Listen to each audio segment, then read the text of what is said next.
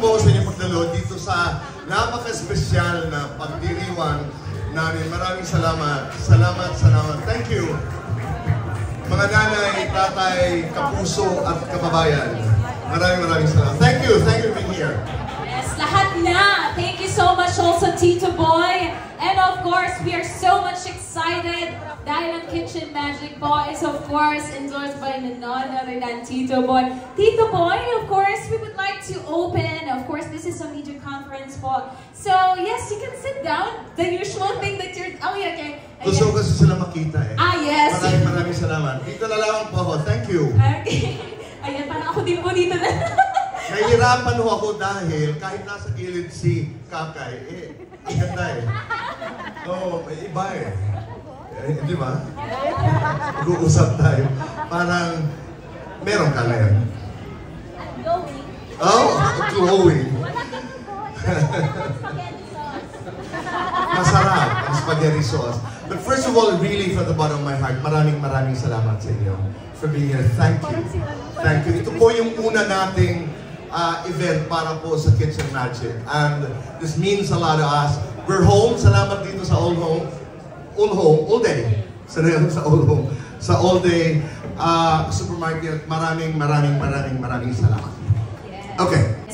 Some opportunity to ask some questions po, especially regarding our Kitchen Magic. Ano po kaya talaga yung ang mga hinaing ng ating pong taong bayan? So everyone, the floor is open for our Q&A portion.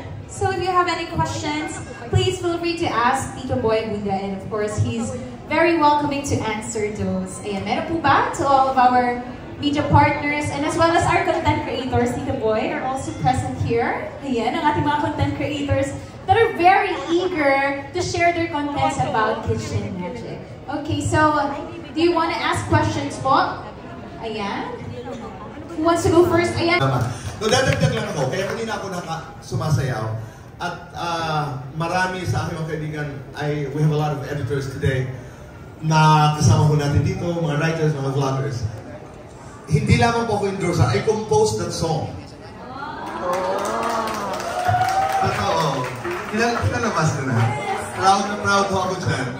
Dahil nung una, sinabi nila na ang hirap gumawa ng kanta, hindi ako marunong gumawa ng kanta. I just produced and wrote the first LGBT album.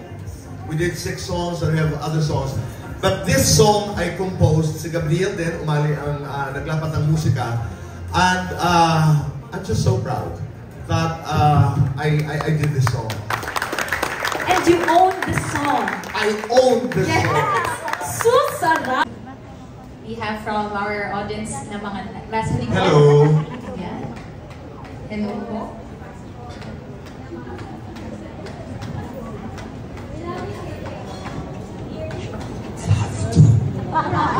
Good evening, hello boy. Hello. Pero kasama ko ako dito sa kwento from the very beginning. Nag-umpisa kami COVID ba, John? We started in COVID. So, napag-usapan namin ito at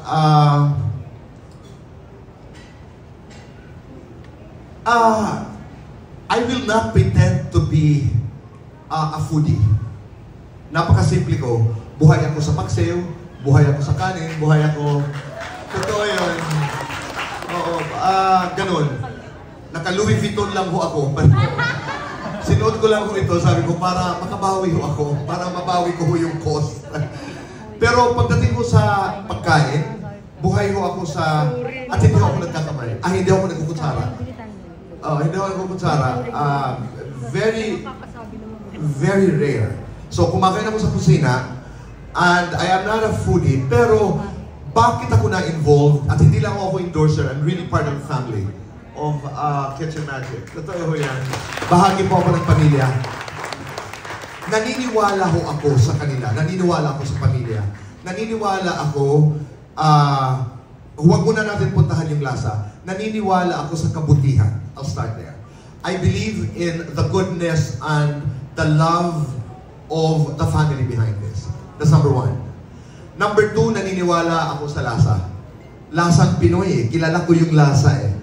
Kilala ko yung lasa. Pamilyar sa akin.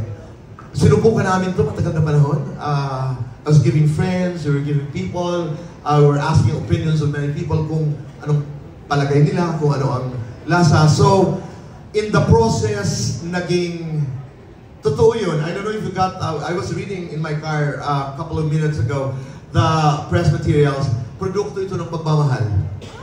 Totoo, produkto ito ng pagmamahal. And that's not a pitch. It's real. And then yung iba, yun na yun. Yung masarap, versatile itong produktong ito. Sabi ko nga, ang gamit ito, pinapalaman ko sa tinapay, pinapalaman ko sa pandesal, lalagay ko sa kanin, and yun, nakakatuwa. So, sana tangkilikin. Maraming salamat sa inyong tulong. And I'm really proud because you're from People's Journal. You know that I used to write for People's Journal. I did, many years ago nung tayo, sulat ako, tonight People's Journal, I used to do a lot of stories for People's Journal. So, dahil sa pagmamahal, kaya ako na-involved dito sa Kitchen Magic. Dahil guro, teacher. So, pag dumarating ng bahay, late na, at priority ng nanay noon yung kanyang lesson plan. Pero pag nagluluto ang nanay, magsasabi po ako ng totoo ha, hindi ako nakatikim ng spaghetti nung bata ako. Totoo yun, wala kaming spaghetti, walang, proud akong mahirap, pero hindi namin sa Samar nakasanayan ng spaghetti, pansit. Nakasanayan namin ang spaghetti noong ako'y pumunta na ng Maynila, nag-aral noong college. Ang nanay pag nagluluto, meron siyang bistek na waray at saka humba. Yun ang kanyang specialty. Ang humba yung may black beans. Yun ang yung mga niluluto ng nanay. But I think she wanted to spend more time in the kitchen. Pero nakatira kasi kami sa malayong barrio, barangay. We live, I spent my first 7 years in a remote barrio in Can Avenue. Can Avenue is one of the towns in Eastern Samar. Simple lang ang pagkain. Yung sino bang waray dito? Hinatukan, pako, asay na. Tapos may yung clams, yung bibi ang tawag namin doon, the black one. At yun ay hindi binibili. Pupunta ka ng ilog, sumisisid ka. May nagtanong sa amin doon, marunong ka kumuha ng mga bibi ang tawag namin? Oo naman, yun ang buhay namin. So, pag may gata, tapos meron noon, yun na yun.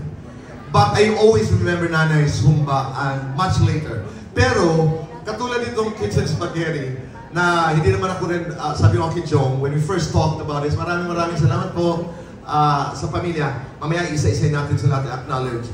Dahil matagal na namin ito pinag-uusapan. Sinasabi ko rin sa kanila na hindi ito pang spaghetti sa akin. Sinasabaw ko ito sa kanin. Oo, kahit ano, ginagawa kong palaman.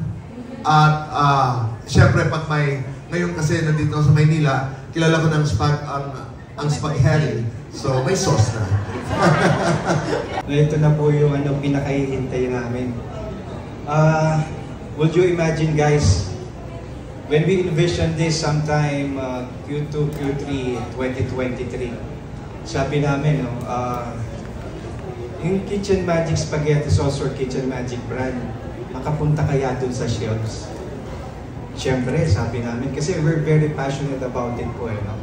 So sabi namin, one day, sa all day, lalabas yung Kitchen Magic brand. Makita niyo po, nandiyan na. Hoy, Abunda! Isa mo malakas sa palakpak, everyone! Kitchen Magic Spaghetti Come on, Tito Boy! Spaghetti sauce para sa bayan. Yes! Pasko, araw-araw birthday mo. Pag Kitchen Magic ang gamit mo, ang sobrang sarap nito.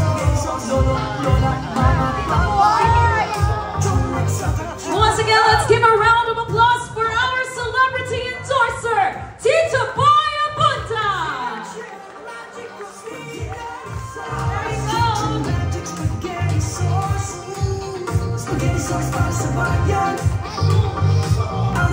Alright, Tito Boy, isa naman pong susarap dyan! Sunod ito. Sus! susunod. Mahabaan tayo. Ang susunod. 1, 2, 3, go. Su!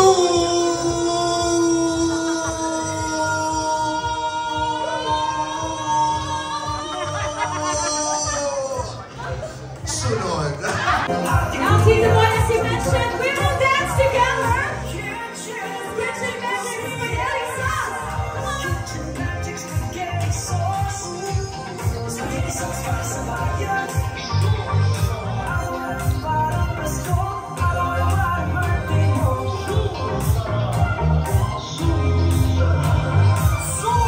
Pwede po ba natin i-grant ang request ni Tita Boy na the song stand up? Come on, everybody.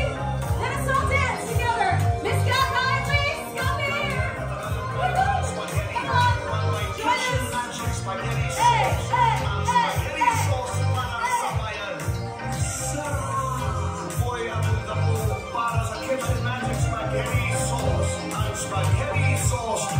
Come on, everybody. Let's join the dancing. Hey. Kitchen Magic Spaghetti Sauce. Spaghetti sauce para sa bayan. Araw-araw para Pasko. Araw-araw para birthday mo. Pag Kitchen Magic ang gamit mo. Sobrang sarap. Lolo, lola, mama ko.